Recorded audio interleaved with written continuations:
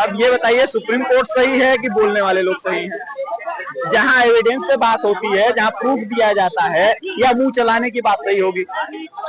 अगर supreme court ये judgement दे रही है, ठीक है, तो उसका मतलब उसने प्रूफ देखे होंगे, सब कुछ समझा होगा। ठीक है, हमारे यहाँ प्रॉब्लम क्या है कि वो बहुत बड़ी है।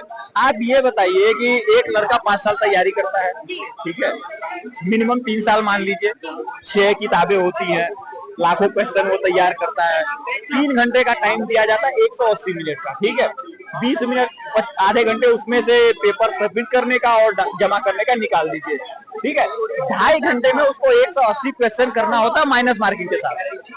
ये कहाँ का न्याय है? मतलब आप एक बच्चे को लॉटरी की टिकट खरीदवा रहे हैं कि भैया तुम लॉटरी खरीद लो और तुम डॉक्टर बन जाओगे। ये एजुकेशन सिस्टम ही बहुत गलत है। आपके लिए एटलीस्ट फ्री होना चाहिए कि जब तक आप 3000 से ज्यादा क्वेश्चन क्वालिफाई नहीं कर सकते, आप नेक्स्ट स्टेप में जाके एग्जाम नहीं दे सकते, पहली चीज। अब आते हैं बजट के ऊपर। देखिए, ये बजट जो बनाया गया है, स्पेशली ये बजट 2004 में आना चाहिए। ये बजट 2004 में? 2004 में आना चाहिए था। देखिए, भारत में एक ही बजट आया है पब्लिक के हित में, वो बजट था 2004-2005 का, जिसको पी चिदम्बरम हमने पेश किया था। बट उसके पहले उनकी स्टेटमेंट थी कि इंडिया की इकोनॉमी आज बेस्ट पोजीशन में है। ठीक है, ये बात मत भूलिए कि लास्ट 6 साल से 7 साल से अटल बिहारी वाजपेयी की सरकार रही। ठीक है, वो अलग बात है कि उन्होंने $6-7 बिलियन का बॉन्ड इशू किया था, जिसको 2006-2007 में आके ये मनमोहन सिंह ने भरा था।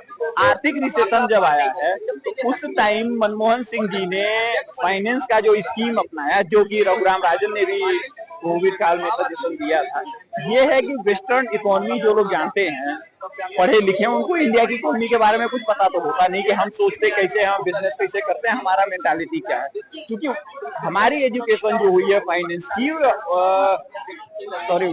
We accept that franchise system, okay, that's why we have franchisee system, that's why we have lot of problem in our system।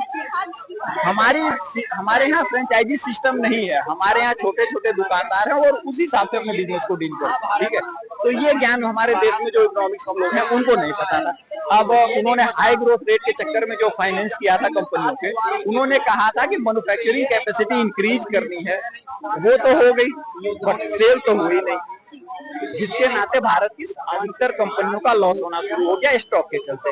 अब आते हैं यहाँ, ये बजट जो है केवल 2 लोगों के लिए, एक भारत सरकार ने अपने लिए बनाया है, ठीक है, और दूसरा अपने दोस्तों के लिए बनाया। मोदी सरकार के दोस्त वो डंके की चोट पे कहते हैं, हम तो अडानी अंबानी के साथ फोटो खिंचवाते हैं।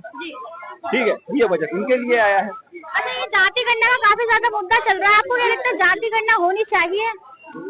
देखिए, न इनको कुछ करना है ना उनको कुछ करना है, ठीक है, इनका एक ही राहुल गांधी जी का एक ही काम है, भारत का जो एलीट वर्ग है, जिसके पास सोचने समझने की कैपेसिटी है, उसको डिसमेंटल कर दीजिए।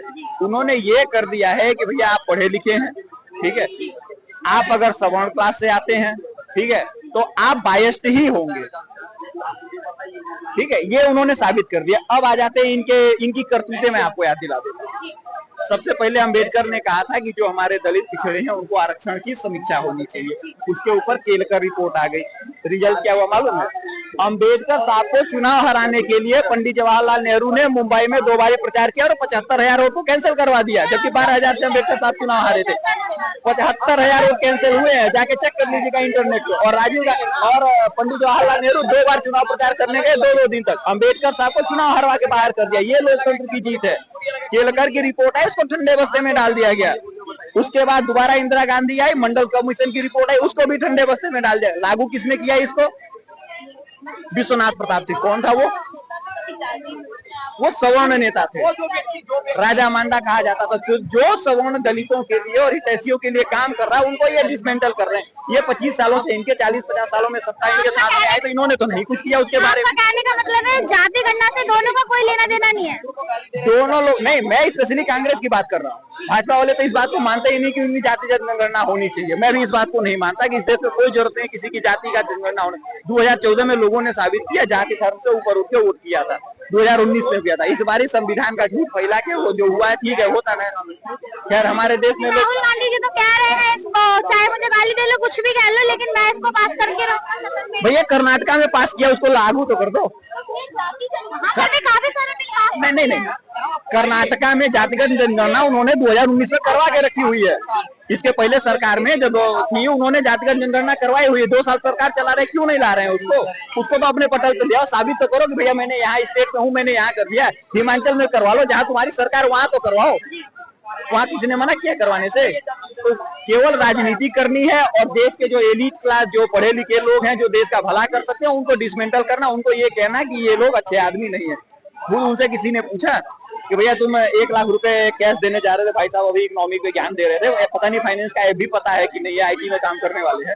ये उन्होंने कहा था कि मैं सबको खटाखट 8500 रुपए दूंगा, खटाखट मतलब 1 लाख रुपया साल। तो दोनों साइड से ही चलते आ रहे हैं शुरू से। 15 लाख देता है तो 1 लाख देता है। गलत बात मत कीजिए। 15 लाख उन्होंने, मोदी जी ने तो कहा था ना, वो तो चिदम्बरम जी का बयान है 2014 का कि 28 लाख करोड़ हमारे यहाँ ब्लैक मनी है। चिदम्बरम जी से पूछा गया था कहाँ है, कैसे, बोले ये हमें नहीं पता, लेकिन 28 लाख करोड़ की ब्लैक मनी है हमारे पास। तो भैया मैं सत्ता में तो नहीं बैठा हूँ ना, अगर मैं स्टेटमेंट पार्लियामेंट में दे रहा हूँ कि मेरे पास 28 लाख करोड़ की ब्लैक मनी है, तो मैं तो उसको सर्कुलेट करके बोलूंगा भैया कि ऐसे ऐसे हो सकता है, इतना पैसा मिलेगा, तो उसमें गलती मेरी कहाँ से, मैं झूठ कहाँ बोल रहा हूँ। ठीक है, बोले आप और दोस्त मेरे को दें, ये गलत बात है। राहुल गांधी से किसी ने सवाल पूछा, भैया आपने 1 लाख महीने, मोदी जी 80 करोड़ लोगों को राशन दे रहे हैं ना, एक फैमिली में 4 आदमी नहीं 5 आदमी मान लिया, तभी 15 लाख लोग होते हैं कि नहीं होते, 15 करोड़ लोग हैं, तो ये 15 लाख करोड़ कहाँ से लाएंगे, किसी ने सवाल पूछा। उसके बाद मिलिट्री की तनख्वाह कहाँ से देंगे, लोगों को खाने का खर्चा कहाँ से, किसी ने सवाल नहीं पूछा। तो ये हमारे देश की इकोनॉमी के ज्ञान देने वाले लोग हैं। इकोनॉमी का पता होता कुछ नहीं है, ज्ञान जितना मर्जी दिखवा लो।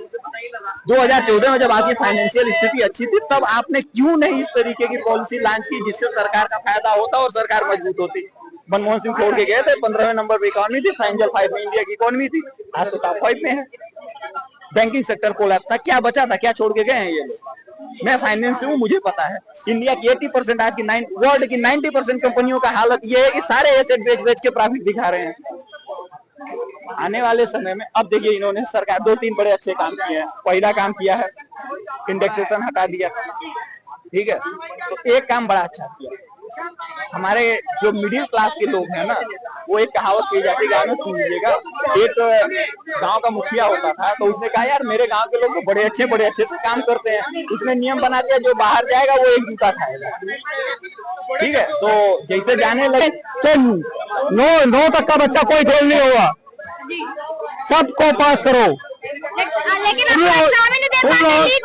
सुन लो, सबको पास करो, क्योंकि जो सत्ता में बैठे थे उनकी चालाकी ये थी कि इस देश की जनता को अनपढ़ रखना, गंवार रखना। अगर ये लिख पढ़ गए तो कल तुम्हारा सामना कर जाएंगे। एक चाय वाले ने अपना बेटा पढ़ाया, इनके गांव। तो अभी हमने चर्चा की है लोगों से, जो तमाम मुद्दे चल रहे हैं, जहाँ से भी अपडेट आप तक पहुँचते रहे, देखते रहे AN News 24 सच दिखाने की जिद।